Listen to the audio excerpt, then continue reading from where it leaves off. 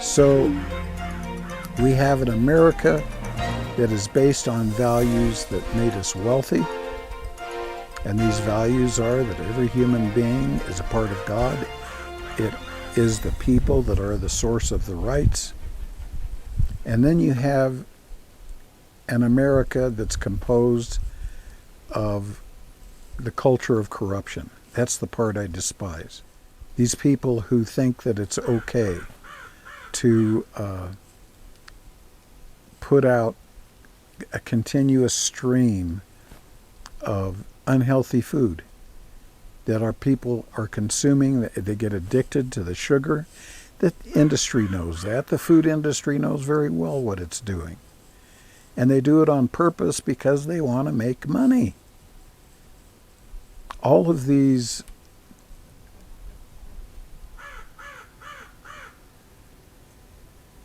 values that we so appreciate about America is what made America the most prosperous country in the world.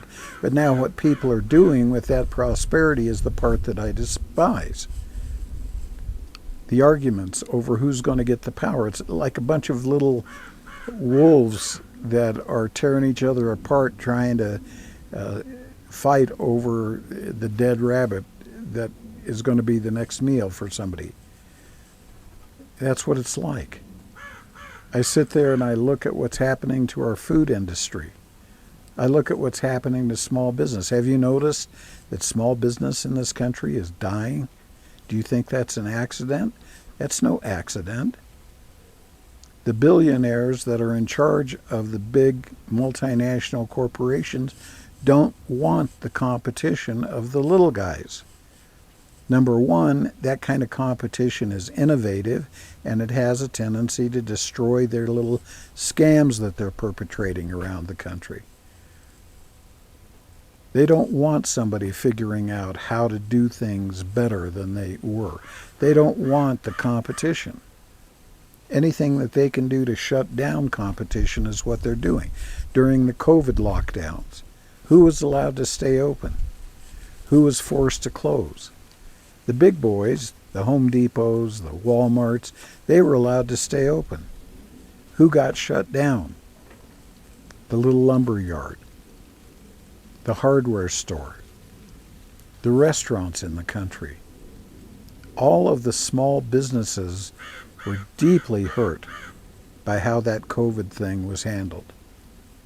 And that was on purpose. That was not an accident. It wasn't due to stupidity on the part of our politicians. Our politicians are paid off through lobbyists who give millions of dollars in contributions to politicians' political campaigns. And it doesn't matter whether you're a Republican or a Democrat. If you want to get onto that lobbyist's tit to suckle at the breast of the corruption so that you can get elected, too many of these people do it. And that's the problem. So money has been said to be the root of evil. And it's absolutely true. The love of money is the root of all evil. When these people want money, what they're really wanting is power.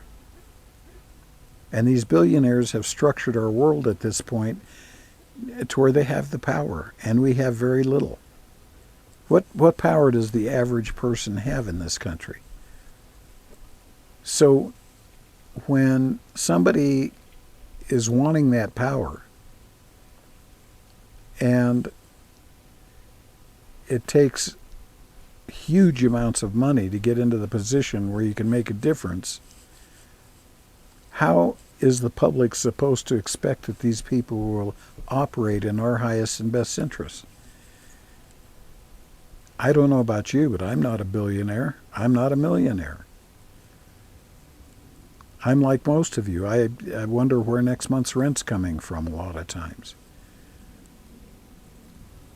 And how do people like us compete with billionaires that can own newspapers and television stations? And they make sure that whatever's broadcast on their television station or their radio programs or their put out by their newspapers follows a party line. How can the public even know what another way of looking at the world is? So can you blame people for rioting in the streets? What about all these climate protesters that will... I saw something funny on the YouTube this morning where a bunch of climate protesters sat down, tried to block a highway. And a bus came along and refused to stop. And had those people not gotten up and scattered, they'd have been run over. Now, the truth of the matter is, I understand their concern. I understand the importance of treating our environment with love and respect. But I guarantee you that these big corporations and big industries, they don't share that concern in terms of their policies. They'll preach it all day long, and they'll try to gin up support for it all day long. But there's always an ulterior motive. So when we make these decisions based on fear, they never work out. It's like herding sheep off the edge of a cliff. You know, the sheep are afraid of whatever's chasing them, and they'll jump off the cliff in order to avoid what is being presented as a fearful alternative. And the big boys know that. One of the things that we're going to talk about at another video sometime is how I was instrumental in defeating the spaceport in Hawaii. The federal government wanted to put a spaceport on the big island of Hawaii, from which they wanted to launch spacecraft that would carry plutonium payloads. Like on Voyager, that's a plutonium payload. That's why it's still working, even though it's, you know, however many millions of miles now away from Earth.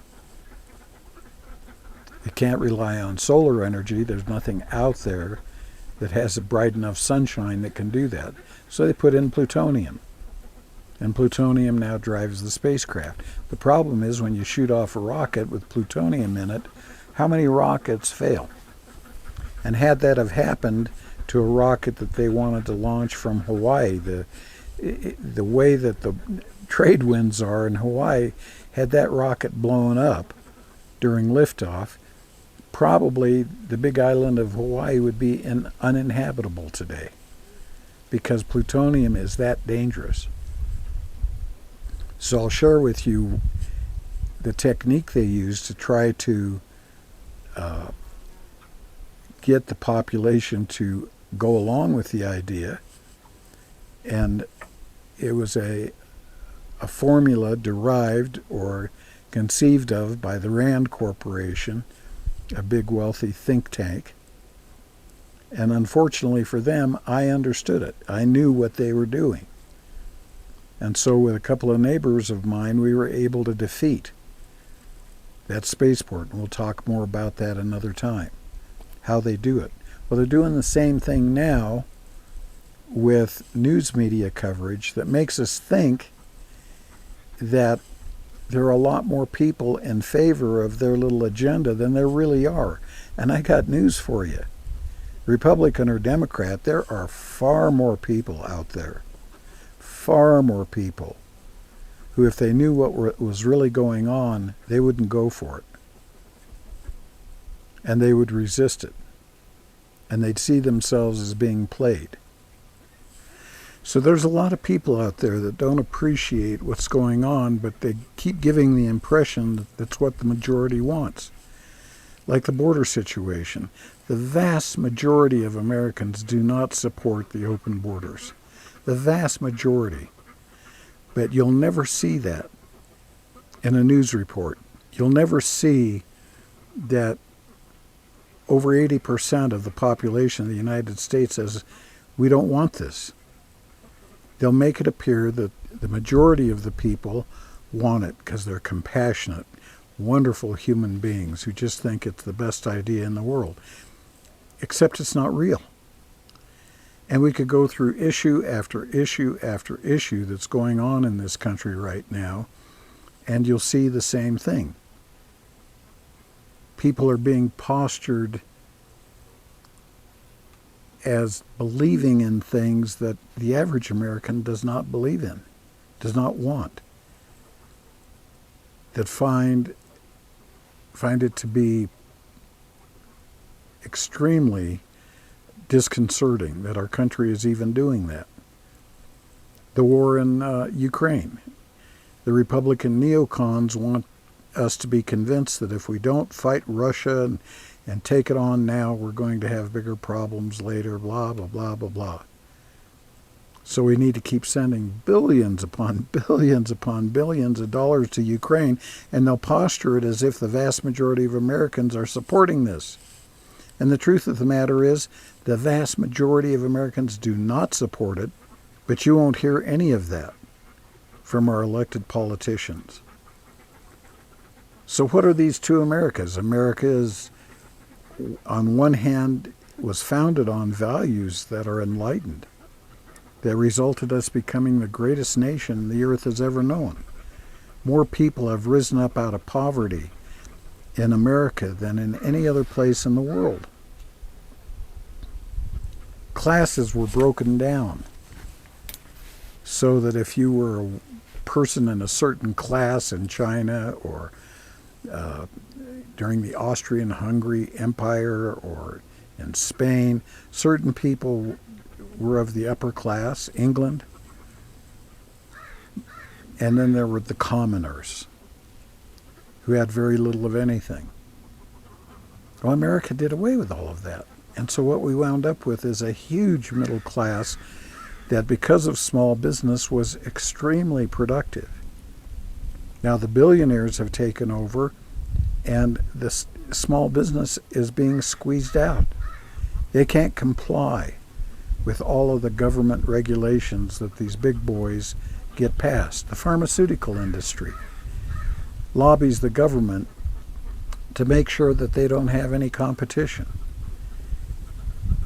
To this day, the kind of medicine I do, which is functional medicine, is actually outlawed still in certain states, even though it's the only form of medicine that we know is capable of curing chronic, debilitating disease. Functional medicine providers are on the leading edge of most cures. Most of them are highly trained, like myself, in biochemistry. Most doctors are not. If you go to a doctor, what are you going to get? You're going to get a prescription for what ails you. So I got a bellyache, I'm going to get a prescription. My back aches, I'm going to get a prescription. There's no attempt to understand the cause of the problem and treat the cause. It's all about pharmaceuticals designed to mitigate the symptom. And that's no accident. The medical system was started by a guy named John D. Rockefeller, who is an acknowledged monopolist.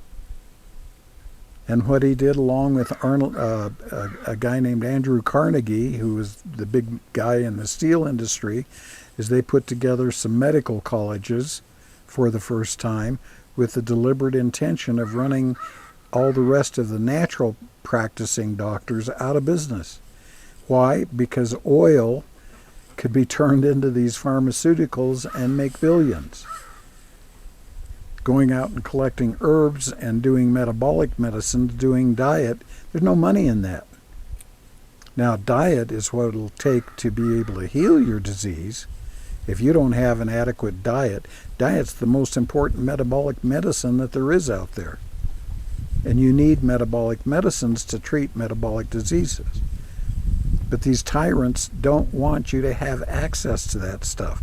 They'll denigrate it. They'll make it illegal. Right now, the amount of garbage that's put in food, glyphosate, that is being sprayed on our crops, is horrible. It's killing our country. The glyphosate is doing more environmental damage than all of the oil being burned in the world. But do you think that you're going to hear about that from anybody? No, you're not going to hear about that from anybody. Why? Because Monsanto and the big agricultural chemical companies, they don't want you to know. And they control the government. They'll keep the argument focused on something that will steer the sheep into their pen. So the object to subvert a democracy is to turn people into sheep and to herd them around with fear. And that's what's going on right now. So you get to choose. Do you want to be a sheep, or do you herd it around by fear? Or do you want to be a sovereign citizen who owns the fact that the rights begin with you? They are yours, your rights. The whole issue of abortion is an example. I think it's extremely important that people realize that a baby at a certain age is a human being.